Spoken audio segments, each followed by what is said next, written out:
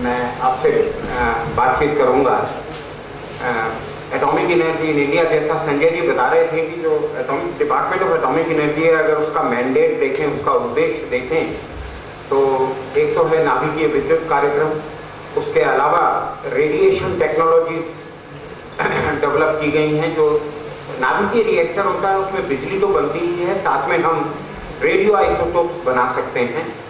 वो radio isotopes जो हैं वो रेडिएशन के सोर्स होते हैं, विकिरण के सोर्स होते हैं, और उस विकिरण का इस्तेमाल करके कई टेक्नोलॉजी हमारे यहाँ लाइफ साइंसेस में, फिजिक्स में, केमिस्ट्री में, इंडस्ट्री के लिए डेवलप की गई हैं। उदाहरण के लिए एग्रीकल्चर में नए प्रकार के सीड्स रेडिएशन की मदद से बनाए गए हैं और उनका लाभ आप ऑलरेडी उठा रहे हैं। आप घर में जो कुछ दालें या कुछ तेल या कुछ मूंगफली खरीद के लाते हैं, आपको शायद पता भी नहीं होता कि उनमें से कितना पोर्शन ऐसी फसल से आया है जो जिस फसल को बेसिकली रेडिएशन की मदद से विकसित किया गया था।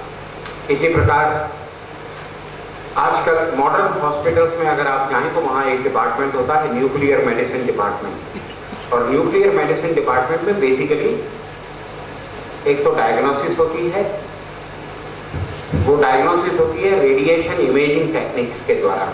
कई टेक्निक्स हैं, पीईटी स्कैनिंग है, स्पैक्ट है, कई नाम हैं इस तरह के, लेकिन हर एक में एक रेडियो आइसोटोप पीछे चाहिए होता है एज ए रेडिएशन सोर्स।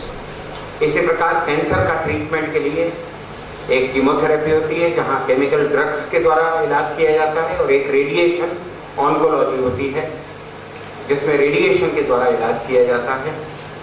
और इन एक्चुअली आजकल कॉम्बिनेशन इलाज होने शुरू हो गए हैं, केवल एक पद्धति के द्वारा नहीं किया जाता। यदि मेन इलाज कीमोथेरेपी द्वारा किया जाता है तो बाद में जो बचे कुचे सेल्स हैं कैंसर के, उनको नष्ट करने के लिए रेडिएशन का इस्तेमाल होता है। और यदि कैंसर का मेन इलाज रेडिएशन के द्वारा किया जाता है तो फिर से बचे कुचे सेल्स को मारने के लिए कीमोथेरेपी का एक कोर्स किया जाता है। तो कॉम्बिनेशन में इलाज होते हैं। टाटा मेमोरियल हॉस्पिटल जो मुंबई का काफ़ी मशहूर, इनफैक्ट वर्ल्ड फेमस हॉस्पिटल है, कैंसर हॉस्पिटल, वो हमारे ही विभाग के अधीन आता है। हमारे ही विभाग की एक यूनिट है, और वहीं उसके बगल में हमारा ही रेडिएशन मेडिसिन सेंटर भी है जो कि बीआरसी का ही एक पार्ट है। इसी प्रकार इंडस्ट्री में, उद्योगों में, आप एयरपोर्ट पर जाते हैं, आपका लगेज जो स्कैन होता है, जो वो एक्सरे की मशीन होती है, वो भी हमारी यूनिट है electronics corporation of India limited, वहाँ बनाई जाती है। देश की पहली voting machine, electronic voting machine, वो भी ECIL में electronics corporation of India limited में बनी थी। इसके अलावा और भी कई एक्टिविटीज हैं पानी के क्षेत्र में। तो आज एनीवे मुझे जो विषय दिया गया है, मैं केवल नाभिकीय ऊर्जा मतलब विद्युत कार्यक्रम के ऊपर बात करूंगा। वैसे जो प्रदर्शनी हमने लगाई हुई है वो अपने आप में संपूर्ण है, उसमें हमारे सभी एप्लीकेशंस दिखाए गए हैं। तो आपसे गुजारिश भी करूंगा कि जिन लोगों ने अभी ना देखी हो वो लोग वो प्रदर्शनी देखें, तो आपको जो कंप्लीट, जिसको हम बोलते हैं bouquet of technologies from department of atomic energy, उससे आप रूबरू हो सकते हैं और क्वेश्चंस मुझसे वहाँ भी पूछ सकते हैं। आज हम बात करेंगे केवल न्यूक्लियर पावर प्रोग्राम की, और मुझे स्पेशली संजय जी ने कहा था कि मैं थोड़ा सा बेसिक कॉन्सेप्ट्स और टेक्निकल डिटेल्स थोड़ा दूँ, तो मैंने कोशिश की है। एक बच्चा कोई मेरी हेल्प कर देगा, नेक्स्ट स्लाइड बोलूँ तो आगे बढ़ाने के लिए।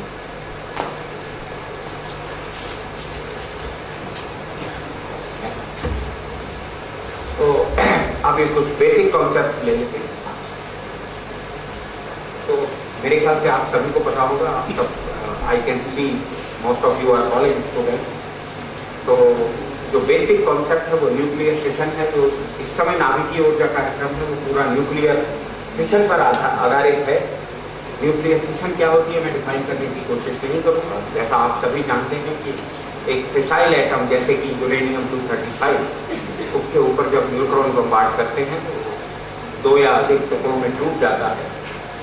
खास बात है जो रेड कलर में लिखी हुई है, it produces million times the energy produced by combustion of an atom of carbon. Carbon का एक एटम जलकर जो कार्बन डाइऑक्साइड देता है, उस एक कंबस्टिव रिएक्शन में इलेक्ट्रॉन वोल्ट रेंज में एनर्जी निकलती है, जबकि जब एक एटम यूरेनियम का विखंडित होता है तो 200 मिलियन इलेक्ट्रॉन वोल्ट, तो इसीलिए लिखा है कि million times more energy you get just by one reaction. तो इसीलिए यदि हम तुलना करें कि अगर हम 1000 मेगावाट का एक हमें बिजली घर स्थापित करना है और अगर हम उसे एनरिच्ड यूरेनियम से चला रहे हैं, मतलब ऐसा एनरिच्ड जिसमें हमने आर्टिफिशियल रूप से यूरेनियम 235 की मात्रा बढ़ा दी है, तो मैं बताऊंगा आपको कि प्रकृति में जो यूरेनियम मिलता है उसमें दो आइसोटोप बेसिकली मिलते हैं। 0.7% होता है यूरेनियम 235 और 99.3% होता है यूरेनियम 238। आइसोटोप तो आप सभी समझते हैं, मतलब इन दोनों ही एटम्स का 235 और 238 का एटॉमिक नंबर सेम होता है 92, खाली इनकी एटॉमिक मास अलग अलग होती है 235 और 238। क्यों होती है अलग अलग? क्योंकि 238 में 3 एक्स्ट्रा न्यूट्रॉन है। तो इनमें से केवल यूरेनियम 235 का विखंडन होता है, fusion occurs only with uranium 235। तो इसकी मात्रा केवल 0.7% है, लेकिन अगर हम आर्टिफिशियल रूप से इसकी मात्रा 0.7% से बढ़ा के 3.5%, 4%, 5% कर दें, तो ऐसे यूरेनियम को एनरिच्ड यूरेनियम बोलते हैं। तो अगर 1000 मेगावाट का हमें प्लांट स्थापित करना हो तो हमें एनरिच्ड यूरेनियम का एक साल में लगभग 30 टन, एक साल में लगभग 30 टन एनरिच्ड यूरेनियम की जरूरत होगी, जो एक ट्रक में आ जाएगा। अगर हम कोयले से चलने वाला प्लांट बनाएंगे तो can somebody give me an idea how many tons of coal you will need for a 1000 megawatt plant? अगर वो इंडियन कोल होगा तो करीब 38 lakh tons, 3.8 million tons of coal. अगर वो विदेशी अच्छी क्वालिटी का कोल होगा, कहीं ऑस्ट्रेलिया वगैरह से आया होगा, तो भी आपको 26 लाख टन्स कोल की जरूरत पड़ेगी। इतना कोल माइन से या पोर्ट से, अगर वो इंपोर्टेड कोल है तो पोर्ट से बिजली घर तक लाने के लिए आपको एवरी डे 5 मालगाड़ियां भर के कोयला बिजली घर में लाना पड़ेगा, एक दिन में 5 मालगाड़ियां भर के। और जब आप एनरिच्ड यूरेनियम यूज कर रहे हैं तो एक साल में एक ट्रक की आवश्यकता होगी। अगर आप प्राकृतिक यूरेनियम यूज कर रहे हैं तो भी आपको करीब 160 टन चाहिए, 160 टन नेचुरल यूरेनियम पूरे साल में आपको चाहिए। तो आप ये देखिए कि इंफ्रास्ट्रक्चर पर जो बर्डन है वो कितना कम हो गया। और इसीलिए जब एक न्यूक्लियर पावर स्टेशन लगाया जाता है तो जो उसकी ऑपरेटिंग कॉस्ट आती है उसका hardly 10% is because of the fuel cost and the cost of its transportation. आप अलग अलग हिस्सों में बांटते हैं ना कॉस्ट को, सैलरी कितनी देनी पड़ रही है, कच्चा माल कितने का आ रहा है, सिक्योरिटी वालों को कितना देना पड़ रहा है, इस तरह पूरा बजट बनाते हैं। तो ऑपरेटिंग कॉस्ट का less than 10% is towards the cost of fuel and it's transportation. जबकि जब आप एक थर्मल पावर प्लांट लगाते हैं कोयले पर आधारित, तो about 70% of the operational cost is the cost of fuel and it's transportation.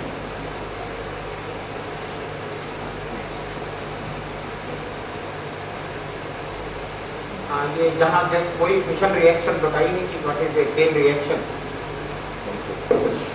तो खास बात ये होती है कि हर फिशन रिएक्शन में 2 या 3 न्यूट्रॉन निकलते हैं। वो 2 या 3 न्यूट्रॉन जाकर यूरेनियम के और दूसरे न्यूक्लियाई को अटैक करते हैं और इस प्रकार एक चेन रिएक्शन स्थापित हो जाती है। पहली रिएक्शन में अगर मान लीजिए 3 न्यूट्रॉन निकले तो सेकंड स्टेप जब होता है तो वो 9 हो जाते हैं, फिर 27 हो जाते हैं, 81, 243 एंड सो ऑन। बोलने में समय अधिक लग रहा है, होने में कोई समय नहीं लगता। जितनी देर में मैं बोल रहा हूँ उतनी देर में पूरा धमाका हो जाएगा अगर हमने उसे कंट्रोल नहीं किया। तो जब हम कंट्रोल नहीं करते तो उसको एटम बम बोलते हैं and it is known as uncontrolled chain reaction. But if you tame the same reaction, अगर आप उसको टेम कर देते हैं और उसको कंट्रोल कर देते हैं तो वो न्यूक्लियर रिएक्टर बन जाता है। तो एक्सप्लोजन नहीं होता, स्टेडी स्टेट में। आप कैसे कंट्रोल करेंगे? अब कोई बोलेगा कैसे कंट्रोल करेंगे? कंट्रोल करना क्या है, आपकी प्रॉब्लम यह है वो अचानक धमाका क्यों हो रहा है, क्योंकि जैसा मैंने बताया बहुत तेज स्पीड से न्यूट्रॉन्स मल्टीप्लाई हो रहे हैं। तो आप ऐसा कोई काम कर दीजिए कि every time that 3 neutrons are produced, on an average 2 को एब्जॉर्ब कर लीजिए, ओनली एक को ही आगे जाने दीजिए। तो एक एटम के फिशन से आप एक ही न्यूट्रॉन को आगे जाने को अलाउ करेंगे, वो एक और एटम में फिशन करेगा, फिर से 3 न्यूट्रॉन निकलेंगे, उन 3 में से 2 को आप अगेन एब्जॉर्ब कर लीजिए, फिर एक न्यूट्रॉन निकलेगा। तो इस प्रकार जैसे कोयला धीरे धीरे जलता है एटम बाय एटम, ऐसे ही uranium atom by atom it will undergo fission. तो एक स्टेडी स्टेट रिएक्शन आपकी स्थापित हो जाएगी जो एक कंट्रोल रेट में कैरी आउट होगी। अभी भी उसमें हीट इतनी अधिक निकल रही है that you can remove this heat and use it for rotating A turbine and convert that heat into electricity. ये डिफरेंट स्टेप्स बताए, एक दो बार प्रेस कर नहीं अभी। अब ये मैं फिर से, हालांकि मैं पहले बता चुका हूँ, what is fertile material, what is fissile material. Fissile जिसकी फिशन हो, जिसका विखंडन हो, जिसकी फिशन हो, that is fissile material. What is non fissile material, जिसका विखंडन ना हो।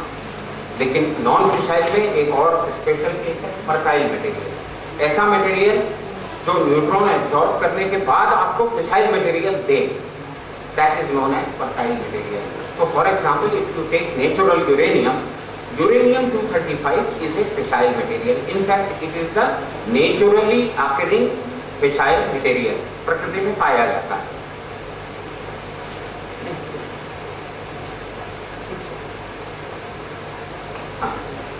तो एक रिएक्टर में जब आप यूरेनियम लोड करते हैं, तो चाहे वो एनरिच्ड यूरेनियम हो या नेचुरल यूरेनियम हो, आपका बल्क मटेरियल यूरेनियम-238 ही है।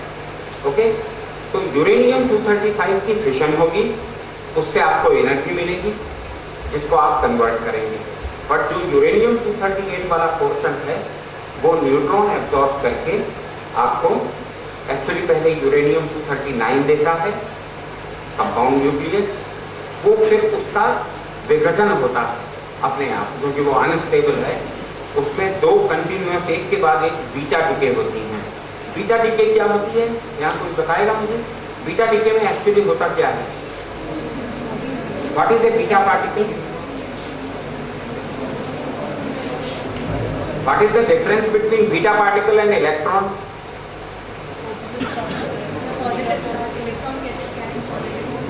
No, both beta and electron both are negatively charged. वो जिसको आप पॉजिटिव बोल रहे हैं वो पॉजिट्रॉन होता है। An electron with a positive charge is known as positron. Here I am talking about beta. Beta particle and electron दोनों सेम है, एक ही चीज है, खाली उनका सोर्स अलग है। Electrons are naturally found in the external environment of an atom. Nucleus में नहीं पाए जाते, न्यूक्लियस के चारों तरफ चक्कर लगाते हैं electrons, and they are occurring naturally. While beta particles do not occur naturally, I mean they are not there somewhere. But लेकिन जब कोई न्यूक्लियस अनस्टेबल होता है, बिकॉज उसमें न्यूट्रॉन्स ज्यादा हैं, न्यूट्रॉन्स ज्यादा हो गए हैं। See how a nucleus is balanced. अगर आप केवल प्रोटॉन भर देंगे तो इलेक्ट्रिकल रिपल्शन होगा, same type of charge they will repel each other, तो वो दूर चले जाएंगे। तो इन चार्ज्ड पार्टिकल्स के बीच में अगर एक फिलर मटेरियल भर दें ताकि इनके बीच में कोई डिस्टेंस मेंटेन हो पाए, then it will become stable. तो वो काम न्यूट्रॉन्स करते हैं, प्रोटॉन्स के बीच में जगह ऑक्यूपाई कर देते हैं, सो दैट प्रोटॉन्स एक दूसरे को बहुत ज़्यादा रिपेल ना करें। लेकिन अगर इन न्यूट्रॉन्स की भी संख्या बहुत ज़्यादा हो गई तो ग्रेविटेशनल रिपल्शन शुरू हो जाएगा, फिर से एक बार आपका न्यूक्लियस जो है वो अनस्टेबल हो जाएगा जब न्यूट्रॉन्स ज़्यादा हो जाएंगे। तो न्यूक्लियस अपने आप क्या करेगा कि न्यूट्रॉन को प्रोटॉन में चेंज कर देगा। A neutron will get converted into a proton, but charge has to be balanced. So since you are making converting a neutral particle into a positively charged particle. So same amount of charge but negative charge has to be released. That is what comes out as an electron from inside the nucleus. It was never there in the nucleus, but it was only generated in the nucleus, and it is so energetic that it is pushed out of the nucleus and it comes out as what we call as beta particle. So actually, I mean, अगर उसकी मास लें या उसके ऊपर charge लें तो it is same as an electron. तो जब आप एक न्यूट्रॉन को प्रोटॉन में कन्वर्ट करते हैं तो एटॉमिक वेट तो चेंज नहीं होता, atomic mass will not change because total number of neutron and proton is remaining the same, but charge is increasing by 1. That means atomic number will increase by 1. तो ये मैंने आपको क्यों बताया कि जब यूरेनियम 239 बनता है उसकी एक बीटा डिके होने से नेप्ट्यूनियम 91, नेप्ट्यूनियम का एटॉमिक नंबर 91 होता है. Sorry, that comes in thorium, I am sorry. हाँ, नेप्ट्यूनियम का एटॉमिक नंबर 93 होता है. तो 92 का 93 हो जाएगा. एक और बीटा डिके होती है तो 93 से एटॉमिक नंबर 94 हो जाएगा. And 94 atomic number belongs to plutonium. So ultimately you get plutonium 239, and that plutonium 239 is fissile material. It can also undergo fission. Though its characteristics are slightly different from uranium 235, nuclear properties are different, but one thing is common that it can also undergo fission. इसी तरह thorium एक और पदार्थ है. Thorium हमारे देश में ही नहीं दुनिया में यूरेनियम से ज्यादा थोरियम है. Abundance of thorium is much larger as compared to uranium. लेकिन अनफॉर्चुनेट थिंग है कि थोरियम में कोई भी फिसाइल मटेरियल नहीं है. तो अगर आप थोरियम से फ्यूल बना के एक रिएक्टर में लोड करते हैं और रिएक्टर को स्टार्ट करने की कोशिश करें तो nothing will happen, no fission will occur because there is no fissile material in thorium. But if you put thorium in an operating nuclear reactor जो पहले से चल रहा है, वहां न्यूट्रॉन्स अवेलेबल हैं, then this thorium, just like uranium 238, it absorbs a neutron. और जैसा वहाँ यूरेनियम से 92 से 94 हो गया, ऐसे ही थोरियम का एटॉमिक नंबर है 90. तो 90 से you get 92. 92 belongs to uranium, but mass becomes one more. So 232 plus 1, so uranium 233. Please note down that uranium 233 is not found in nature. ये प्रकृति में नहीं मिलता. तो ये एक मैन मेड फिसाइल मटेरियल है, जैसे कि प्लूटोनियम 239 भी मैन मेड फिसाइल मटेरियल है, ये भी नेचर में नहीं मिलता. तो now we have got 3 fissile materials. One of them is naturally occurring, that is uranium 235, और बाकी दो हैं प्लूटोनियम 239 और uranium 233. They are man made fissile materials. आगे एक स्लाइड आएगी तो मैं आपको बताऊंगा कि India is pursuing what is known as 3 stage nuclear power programme. 3 stage हैं हमारे न्यूक्लियर पावर प्रोग्राम की. These 3 stages are actually based on these 3 fissile materials. In the first stage, the fissile material is uranium 235. In the second stage, the fissile material is plutonium 239. And in the third stage, fissile material is uranium 233. So we will talk about it a little more later.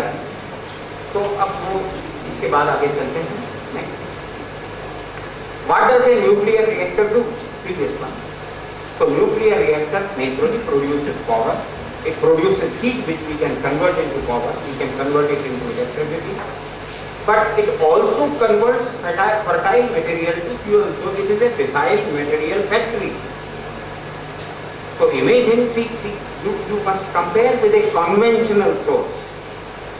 Coal is a once through process. Nature has taken millions of years in preparing the coal. The coal you are using today probably was in the form of green tree, maybe millions of years back. That is what you find as coal today. But when we burn that coal, we burn it only once, and we burn it instantaneously.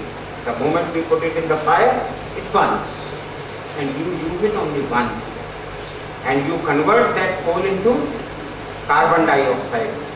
Now nature will fix back that carbon dioxide back into organic carbon, so it will go back to the vegetation, to the trees, and once again it will be subjected to the cycle, and maybe after another millions of years it will be found as coal somewhere.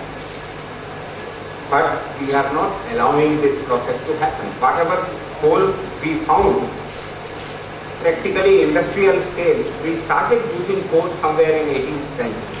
It is only last 300 or 350 years that we are burning coal. उससे पहले जलाते थे, लेकिन लोग ऐसे थोड़ा घर में जला लिया, सिगड़ी में जला लिया, लेकिन इंडस्ट्रियल स्केल पे जेम्स वाट ने जब स्टीम इंजन का आविष्कार किया था, तब से हम इंडस्ट्रियल लेवल पर कोल जलाया। And we have taken 300 to 350 years in practically finishing the stocks of that coal. लोग बोलते हैं 50 साल का और कोयला बचा है, कोई बोलते हैं 75 का बचा है, कोई बोलते हैं 100 का बचा है। मैंने कोई बंदा ऐसा नहीं सुना जो 120 साल से ज़्यादा का कोल बचा है ऐसा बोलता है। You know, different geologists have different calculations.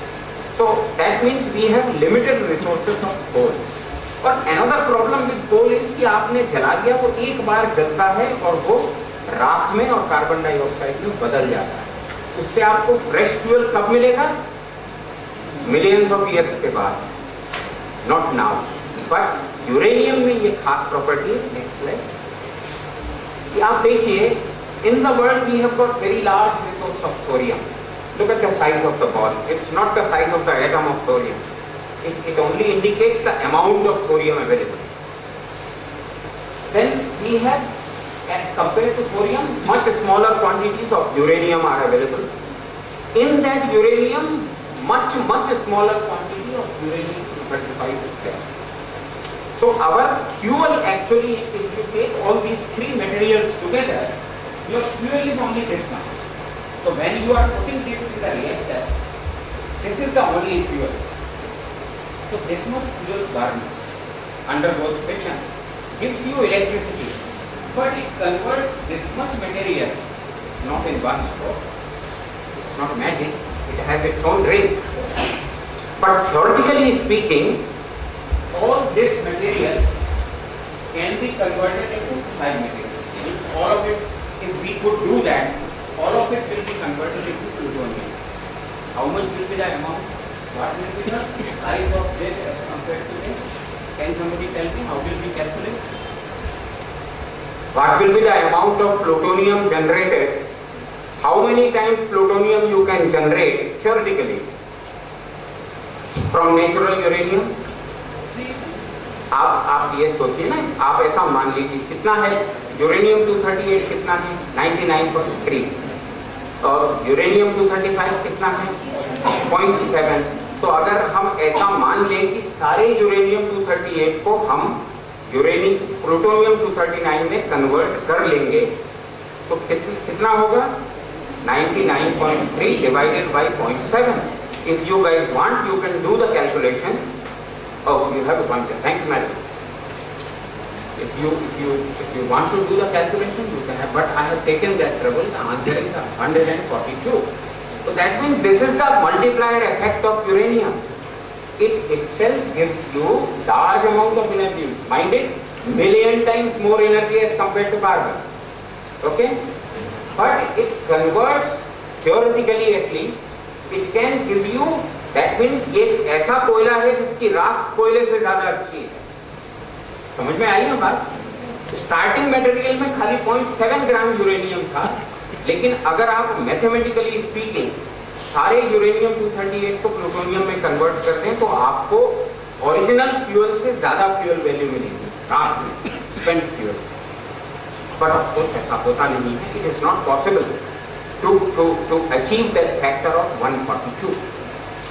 So far, whatever technology we have got, of course, I won't have so much time कि मैं आपको पूरी की पूरी, it took for me it took 1 year to undergo a training on nuclear science and technology, and now it is 38 years since I took that, and even today I consider myself only as a student. Okay, so in 1 hour I can't tell you everything, but I can tell you that presently the technology is what is known as, all our fuels are oxide based fuels. We have uranium oxide as fuel, we have plutonium oxide as fuel, we have mixed oxide of uranium and plutonium as fuel. So basically we are working with fuels which are either oxides of pure material or they are mixed oxides. So this is known as the oxide fuel technology. It has certain limitations.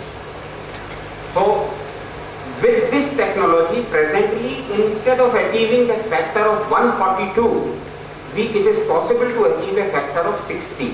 That means still even today with oxide kind of technology, we can produce 60 times more energy as compared to natural uranium via the plutonium route. But now the whole world, including in India, including in our department, we are working on what are known as metallic fuel fast breeder reactors, जहां oxide नहीं directly metal use की जाएगी. There are certain complications in that.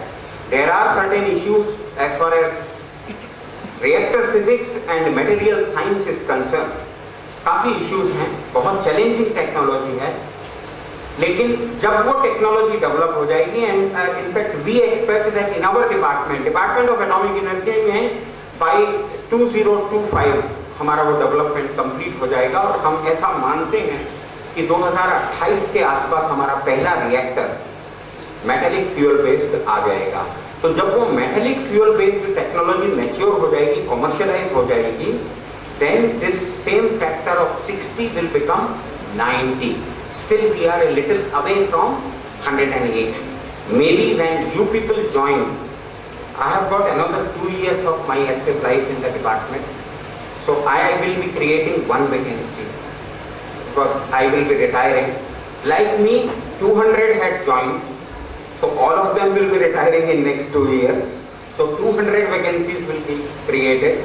Then my 1 year junior fellows will retire the next year. So like that vacancies will keep on happening. You guys will join there. So maybe when you people work, you will take that number 90 to 108.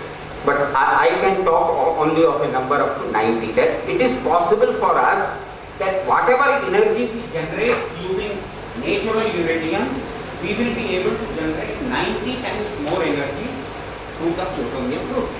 And then of course then comes thorium. तो जब हम second stage के reactors जब हम चलाएंगे, तो second मैं 3 stage programme पर आऊँगा, उसमें हम थोरियम डाल देते हैं मीन्स ऐसे डंप नहीं कर देते हैं. There is an arrangement of fuel around the fuel. we put rods of thorium. It is known as thorium blanketing. That means you put a blanket of thorium around the fuel rods, so that वो thorium uranium 233 में change हो जाएगा. And then we do the, now all these materials we have to reprocess them. We have to apply some chemistry after use. When we take them out of the reactor, you have to do chemistry. When you take out the, okay, I think I'll talk about it when I come to the 3-stage program. Next, like this. So this I should have told later. Leftovers of fission reaction in natural uranium. So when you are using natural uranium as fuel, the starting material, first stage reactor, after it is used up, I take it out. जिसको मैं popular language में बोलना चाहूँगा, uranium की राख. हाँ? What is left after the fission of uranium? When I take it out, what will it contain? It will contain fission products. What can be the maximum percentage of fission products? I expect an answer from you guys. What can be the maximum percentage of fission products? A little louder. Any of you?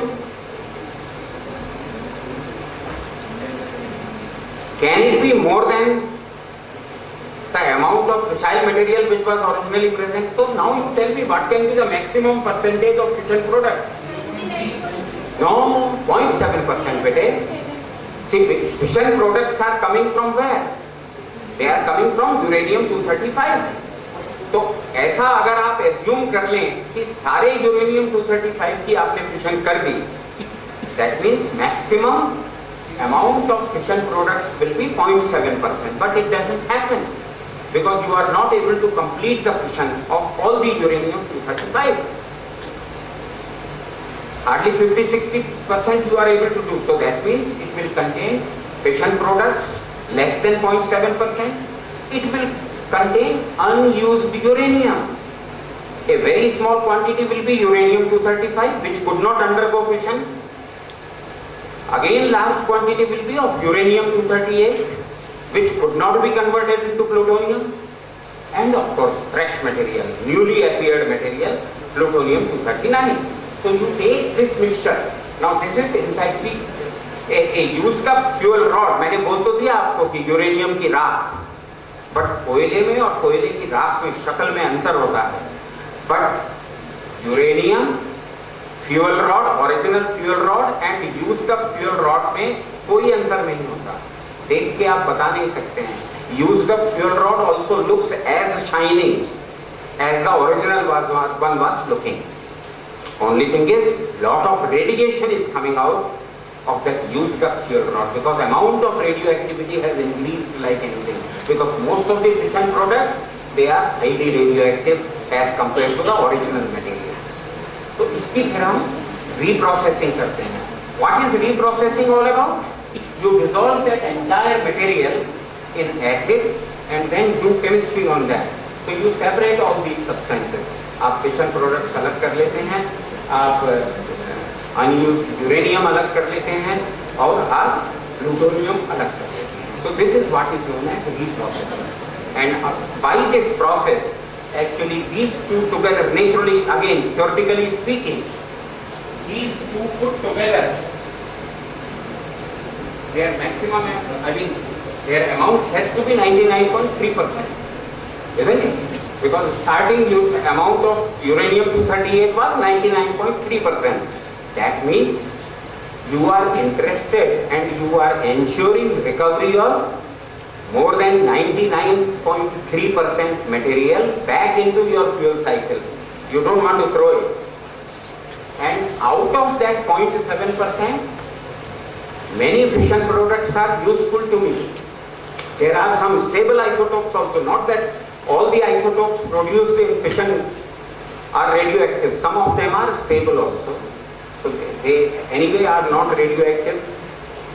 Then some of them are very useful. I can give you certain examples. Fission products, which is supposed to be a waste material. But for example, it contains ruthenium-106, a radioisotope. It is a radioactive isotope. And it is used for treatment of cancer. So we recover that ruthenium.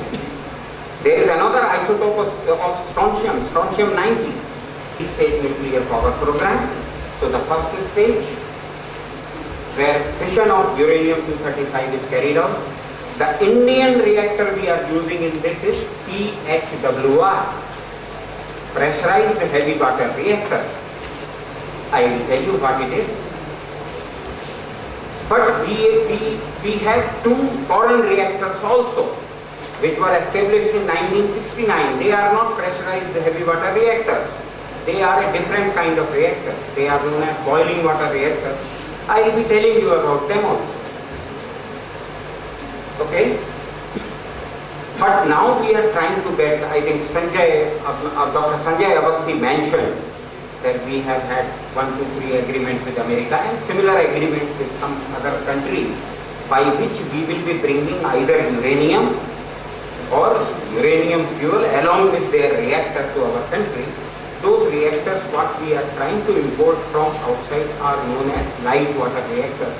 I will be telling you what they are. So that will form, whether it is enriched uranium or natural uranium, they are first stage reactors because they are using uranium-235 as the fissile material. Now that fuel which you reprocess, the spent fuel from here, you reprocess it and then you make fresh fuel with plutonium. Then you call it fast breeder reactors. Now here I think I would like to explain to you what is the difference between these reactors and those reactors. We don't call them fast reactors, we don't call them breeder reactors. but the second stage reactor we are calling it as fast breeder reactor. Why is it? So one by one I will answer. Fast, because they work with fast neutrons. What are fast neutrons? When I showed you the fission reaction, I told you that every time a reaction occurs, 200 million electron volt comes out. So initially all this is coming out as velocity of those fission products and mostly velocity of neutrons. So most of the energy is with the neutrons. That means these neutrons are having energy of million electron volt. Now I think many of you might have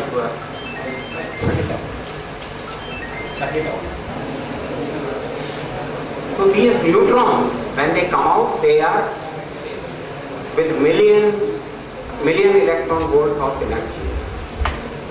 Do you know, I think you people in your chemistry, or maybe sometimes it is taught in physics also, the kinetic theory of gases, Boltzmann constant. Huh? So there, yeah, small k. Okay. So do you know what is the kind of energy those gas particles are having? Each atom, kinetic theory of gases, you are taught. So each atom will have what order of energy? It will be in electron volt or sub-electron. That means the energy of these neutrons is millions of times higher than what we usually encounter in our gases. So since these gases follow the kinetic theory of gases, so they are called that they are in thermal range because they follow Boltzmann law. Their energy, you can simply say 3/2 kT. Okay? What is the energy?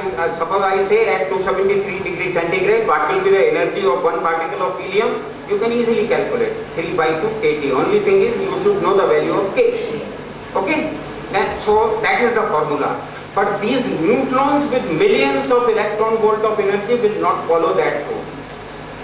They do not follow the kinetic theory of gases. So that is why they are known as fast neutrons. If you bring down their energy into thermal range, that means if you bring down the energy into electron volt range, then they will also start following the Boltzmann kinetics, the kinetic theory of gases. Then they are known as thermalized neutrons. Okay? Now when we use uranium-235 as fuel, am I going too tough or is it alright? आप लोग समझ में आ रहा है? ठीक है।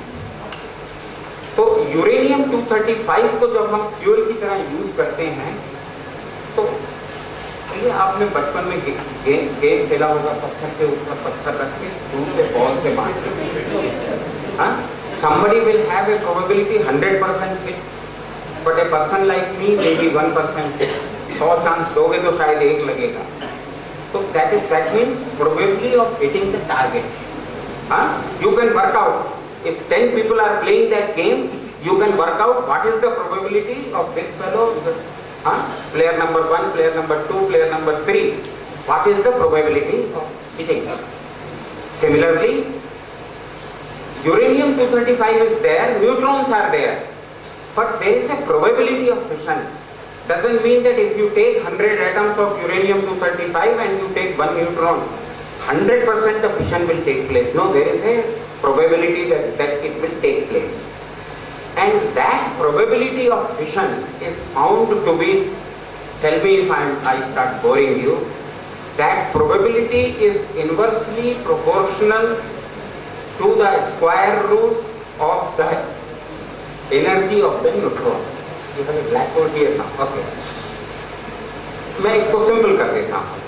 आपके neutron की मिलियन इलेक्ट्रॉन वोल्ट एनर्जी थी. Okay, million electron volt. अभी फिशन की कोई प्रोबेबिलिटी होगी यूरेनियम-235 की. अगर आप इसको इलेक्ट्रॉन वोल्ट में ले आए, मतलब 1 मिलियन टाइम्स रिड्यूस कर दें एनर्जी को, तो आपकी फिशन प्रोबेबिलिटी 1000 टाइम्स बढ़ जाएगी. Because square root of 10 to the power of 6 is 10 to the power of 3. So if you reduce the energy by 1 million times, the fission probability will increase 1000 times. So this is the problem with uranium-235. that you have to bring the neutrons into thermal range. Then only your probability of fission will be very good. So that means when you are using uranium-235 as a fissile material, you need to slow down the neutrons. You need to slow down the neutrons. That process is known as moderation. And that substance which is used is known as moderator. Okay? Now what could be the best moderator? आपको physics में पढ़ाया गया होगा. A ball is moving with certain velocity. Another ball hits it with another velocity. A particle of mass m1 moving at velocity v1 comes across another particle of mass m2 moving with velocity v2. They both strike, and assuming that it is an elastic collision, what will be the redistribution of the energy and the momentum? I think physics में ये 11th 12th में किया होगा. Okay, तो कोई principal यहाँ लगता है कि न्यूट्रॉन बहुत हाई स्पीड पे चल रहे हैं, तो you put some other particle in their path so that their energy will go down. आप जाके वापस वो जरा फॉर्मूला चेक कीजिए जो मैंने बात की M1 V1 and M2 V2. This is the closest. This resembles the maximum, the coal-based thermal power plant. There, what happens? You burn coal and directly water boils. Steam is formed. So this is known as boiling water reactor. Practically the same concept. You have fuel in these rods.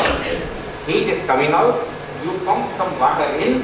That water gets heated up. This water gets heated up. Steam is generated. You take this steam, rotate the turbine. So just like a thermal power station. These are known as boiling water reactors. Here only one thing which, the guys working with pressurized water, they won't like is that the water which comes into the reactor, same water goes to the turbine. So this was the water. Right now it is into contact with radioactive fuel material. After 5 minutes it will be inside the turbine. This is known as radioactive area. This is supposed to be a radioactivity free area. In fact, when you design a nuclear power plant, there is something called nuclear island. And then there is a turbine island. So a turbine is supposed to be outside the nuclear island.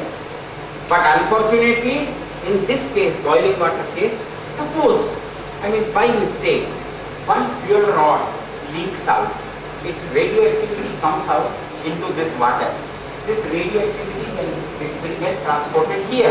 So your turbine will also become contaminated. So this is one problem with this. Anyway, in India we have only 2 boiling water reactors, the oldest ones. We bought them when we didn't know how to make nuclear reactors. We didn't know how to operate them. So at that time in 1969, we had bought these 2 from General Electric of USA. They are still operating. And now they are similar to the Fukushima reactors. But anyway, don't be afraid. They are different also, because here it is ensured that even if there is no electricity, for 12 hours, without having any electricity, any pump, any switch, automatically, just by first principles, the reactor will keep on getting cool. Because we keep a water tank, huge amount of water, inside the reactor or inside the reactor building, somewhere here. You put a overhead water tank here. Just by thermal siphoning, the reactor becomes heated here, the steam will be pushed into that condenser. But since cold water is there, that steam will condense and it will push some of the cold water back into the reactor. So like that, but this will keep on happening till temperature here and temperature here becomes same. Delta T becomes 0. This gives us 12 hours. And in an accidental conditions, 12 hours is a very long period. In 12 hours, you can do a lot of emergency planning. Coolant. Yeah, I told, either water or heavy water in first stage reactors.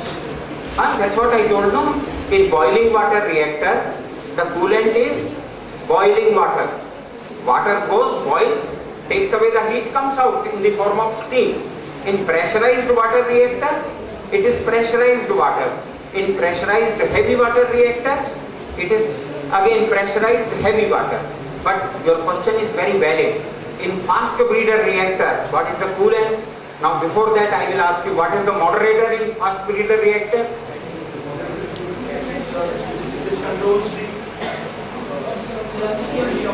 Velocity of the neutron.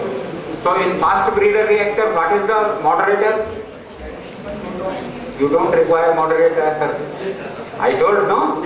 Yes, very good. So coolant is there because, see, in PHWR the amount of heat generated is such that it can be removed by water at 300 degrees centigrade. But in fast breeder reactor, the amount of heat generated is much larger. So directly using water as a coolant will not work. It will not be able to remove all the heat. Otherwise your volume of the reactor will become too large. So you require another liquid. तो जो fast breeder reactor हैं उसमें for example liquid sodium is used.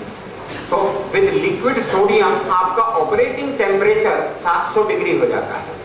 जो आपका limited था first stage reactor में, वो limited था 300 डिग्री पर। फास्ट ब्रीडर में temperature can go up to 700 degree centigrade because you are using molten sodium as the coolant. ठीक है। और बाकी अभी आजकल इनफैक्ट वहाँ एग्जीबिशन में आओगे तो अभी सारी चीज 1 घंटे में नहीं बताई जा सकती। जो फ्यूचरिस्टिक रिएक्टर्स हम बना रहे हैं which are known as compact high temperature reactor, उसका हमने चित्र दिखाया है एग्जीबिशन में। Compact high temperature reactors can I mean be it is at design stage only in entire world. Many countries are trying to develop, we are also trying to develop. When it gets developed, for example, one of the concepts is some bismuth alloys will be used as coolant. So temperature will go to even 1100 degrees centigrade. So that is why the concept is, why do we call it high temperature reactor? There, that reactor need not be used only for electricity generation. Sit down. It can be used as a heat source also. Refinery में या chemical industry में कई जगह पे 1000 degree centigrade की जरूरत होती है, तो वहां ये एक छोटा सा रिएक्टर लगा दो, आपको डायरेक्टली हीट देगा at 1000 degree centigrade. So those are the futuristic concepts. या somebody else, yeah, please. Will you allow me to sit down? I'll answer your question while sitting down.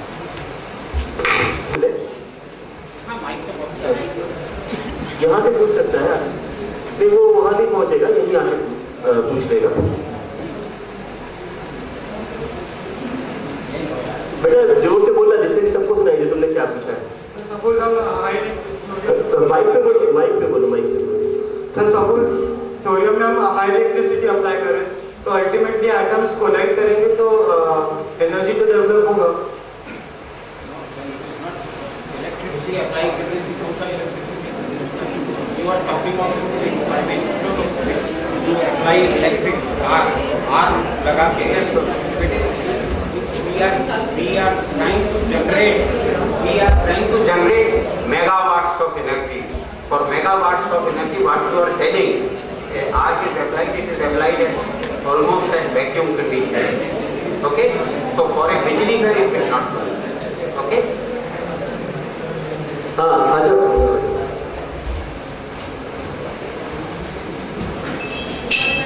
यहाँ आ जाओ, यहाँ से आ जाओ, यहाँ से।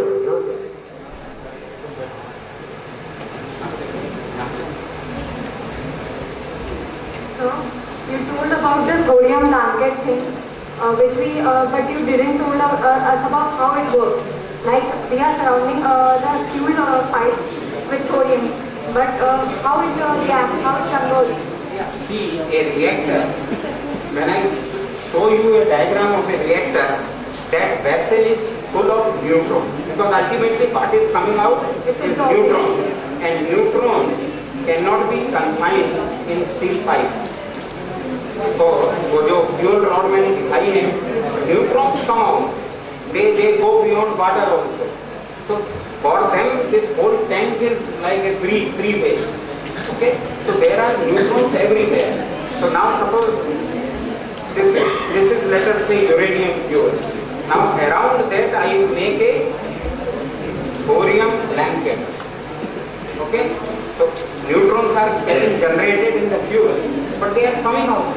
When they come out, they will strike this thorium and they will convert it into uranium. Later on, I will remove this blanket. It doesn't look like a blanket. These are also tubes on this. So we remove them, do the separation of uranium. Yeah. So there is a major misconception of. Use the mic. So there is a major misconception or conception, you can say whatever, that the water pollution is due to radioactive elements in nuclear reactors. So what can you say about that? I will talk about Water pollution. contamination because of radiation. Okay, I will tell you. I will ask a very basic question. Yes. Come sit down. I will answer your question. See, she has put her question in a little raw language, but her question is that lot of radioactivity and radiation is involved in nuclear reactor. So contamination of water or contamination of flora and fauna. I am adding to her question. Contamination of the environment. Now here in fact I do have a slide. See, all over the world, it is more than 50 years that we are using nuclear power reactors in the world. More than 40 years that we are using them in India. The world, all around the world, the total experience is of about 1,400 reactor years. What is reactor year? You must have done some problems in mathematics, man days. In industry there are man days. When a strike happens, they write so many man days lost. Suppose in a factory 1,000 workers are working. If they don't work for 3 hours, how many man days are lost? Or they don't work for 3 days. How many man days are lost? 3,000 man days. Because 1,000 workers did not work for 3 days. So 3,000 man days. So similarly, if so many reactors are operating for so many years, if you multiply that and then add them up, that is total reactor years of operational experience. So the world nuclear industry has a operational experience of more than 1,400 reactor years. India has a reactor years close to 400. We ourselves with our reactors. Everywhere, what is the first facility which comes up near a nuclear power station? Not the nuclear power station itself. An environment survey laboratory is always set up before the nuclear power plant. It keeps on analyzing and monitoring the atmosphere before the power plant was put up, during it was being put up, and many years after it has been put up. In fact, throughout its operation. And why it is done? Because it keeps on analyzing flora, fauna, environment, air, water, everything. Looks for any additional radioactivity or radiation in any of them. And even the mutton which is sold in that region, they will take a piece of mutton also. The spinach which is growing, palak jo grow ho raha hai, वो भी ले लेंगे. तो like that हर तरह के samples लेते हैं, food samples लेते हैं, कुएं के पानी का सैंपल लेते हैं, नदी के पानी का सैंपल लेते हैं, सारे सैंपल्स लेके उसको एनालाइज करते रहते हैं. And a thorough record is maintained and there are certain limits which are applicable कि अगर इससे ज़्यादा वैल्यू अगर मिली रेडिएशन की, then there is the reactor से 1.6 किलोमीटर की दूरी पर जो है वो पब्लिक डोमेन शुरू होती है. यहाँ रिएक्टर है जिससे 1.6 किलोमीटर तक हमारा एरिया कहलाता है. Beyond 1.6 kilometers it is public area. So in fact every time we have to give data that on every day, every hour, what was the value of radiation at 1.6 kilometers. So all these records are maintained and it is ensured by what we call as defense in depth. there are multiple mechanisms which are put inside a nuclear reactor to ensure that the radioactivity or the radiation is not able to reach the public domain. Yes. मेरे प्रश्न का उत्तर तुमको मिल गया ना? मिल गया? ठीक है, आइए बेटा, वहाँ से कुछ लोगों कोई भी माइक यूज कर, ऑन कर दो. Good evening, sir. So my question is that as we say that radioactive materials are harmful to man, and how is that uranium mining is done and is not harmful to us? Yeah, very good question. Potassium cyanide is poison, but it is manufactured somewhere. It is manufactured, no bete, because it is used in silver industry while making ornaments and all, and it is used in industry also. So maybe for you and me, potassium cyanide may be a poison because we don't know how to handle it. We may by chance उसको हाथ लगा के जीभ को हाथ लगा देंगे तो मर जाएंगे.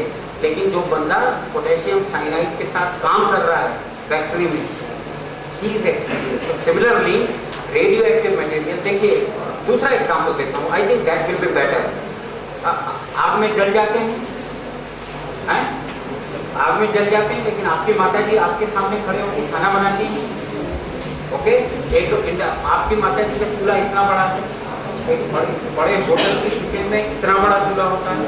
वहाँ जो आदमी है वो जो इतनी बड़ी फ्लेम आपकी मदर हैंडल करती है, उससे बड़ी फ्लेम वो हैंडल करता है. अच्छा, फिर रिफाइनरी में चले जाइए या कोई कांच के बर्तन बनाने वाली फैक्ट्री में चले जाइए या स्टील बनाने वाली फैक्ट्री में चले जाइए. वहाँ पे I think 1 lakh such gas चूल्हा पुट टुगेदर, उतनी बड़ी फ्लेम होती है, उसको आपकी मदर हैंडल नहीं कर पाएंगे. होटल वाला कुक भी नहीं हैंडल कर पाएगा. होटल वाली फ्लेम को आपकी मदर हैंडल नहीं कर पाएंगे. ओके, तो similarly for everything, uranium mining, when you are using it in a limited way and you are operating it by a procedure, by an industrial procedure. Related your question is a valid question. India में जो uranium की मात्रा है बहुत कम होती है. मतलब जो और मिलता है उसमें जनरली 0.06%, मतलब 0.1% से कम यूरेनियम रहता है, तो उसकी रेडियो एक्टिविटी बहुत कम रहती है. लेकिन ये प्रॉब्लम जो आपने बताई वो प्रॉब्लम कनाडा में आती है. कनाडा में ऐसी माइंस हैं जहाँ जो और मिलती है उसमें 10% यूरेनियम, समटाइम्स 18% यूरेनियम. तो वहाँ पे माइनर खुद जाके माइनिंग नहीं कर सकते, तो वहाँ पे रिमोट माइनिंग की जाती है, मशीनों की मदद से की जाती है. ह्यूमन बीइंग्स और the operators don't go inside the mine. So all these precautions are taken. If radioactivity is gone, even the operator will not be allowed to go.